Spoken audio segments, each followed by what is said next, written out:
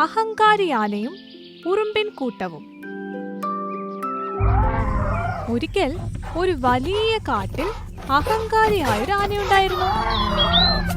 തന്റെ വലിപ്പത്തിലും കരുത്തിലും അഹങ്കരിച്ചിരുന്ന അവൻ കാട്ടിലെ ചെറിയ മൃഗങ്ങളെയും പക്ഷികളെയും നിരന്തരം ശല്യം ചെയ്യുമായിരുന്നു.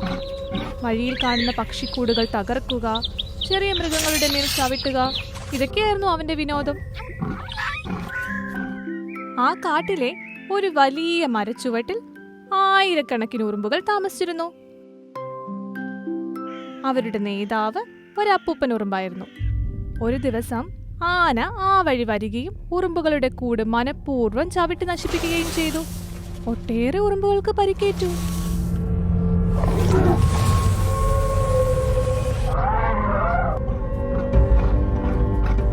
നമുക്ക് ഇതിനൊരു പരിഹാരം കണ്ടേ തീരൂ, യുവാക്കളായ ഉറുമ്പുകൾ ദേഷ്യത്തോടെ പറഞ്ഞു. നമ്മൾ ഇത്ര ചെറിയ ജീവികളല്ലേ, ആ മല പോലുള്ള ആനയെ നമ്മൾ എങ്ങനെ തോൽപ്പിക്കാനാണ്? ചിലർ നിരാശയോടെ ചോദിച്ചു. അപ്പോൾ അപ്പൂപ്പൻ ഉറുമ്പ് പറഞ്ഞു, മക്കളെ, വലിപ്പമല്ല കരുത്ത്, നമ്മുടെ ഒത്തൊരുമയാണ്. ഞാൻ പറയുന്നത് പോലെ ചെയ്താൽ ആനയെ നമുക്ക് പാഠം പഠിപ്പിക്കാം. അപ്പൂപ്പൻ ഉറുമ്പ് അവർക്കൊരു തന്ത്രം ഉപദേശിച്ചു കൊടുത്തു.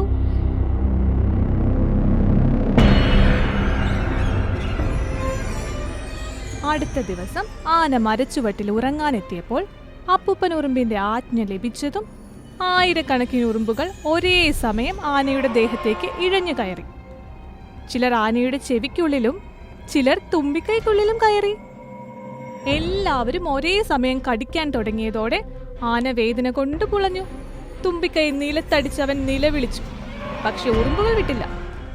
അവൻ എത്ര കുടഞ്ഞിട്ടും അവർ പിടിമുറുക്കി. അവസാനം സഹിക്കാൻ വയ്യാതെ ആന കരഞ്ഞു പറഞ്ഞു, എന്നെ വിടൂ, ഞാനിനി ആരെയും ഉപദ്രവിക്കില്ല. അപ്പൂപ്പൻ ഉറുമ്പ് പുറത്തു വന്ന് പറഞ്ഞു, ഇപ്പോഴെങ്കിലും മനസ്സിലായോ? എത്ര ചെറിയവരായാലും ഒത്തൊരുമിച്ചാൽ നിന്നെ പോലെയുള്ള വലിയവരെയും തോൽപ്പിക്കാൻ ഞങ്ങൾക്ക് കഴിയും. അഹങ്കാരം വെടിഞ്ഞ ആന ഉറുമ്പുകളോട് മാപ്പ് ചോദിക്കുകയും പിന്നീട് ആ കാട്ടിലെ എല്ലാ ജീവികളോടും സ്നേഹത്തോടെ കഴിയുകയും ചെയ്തു.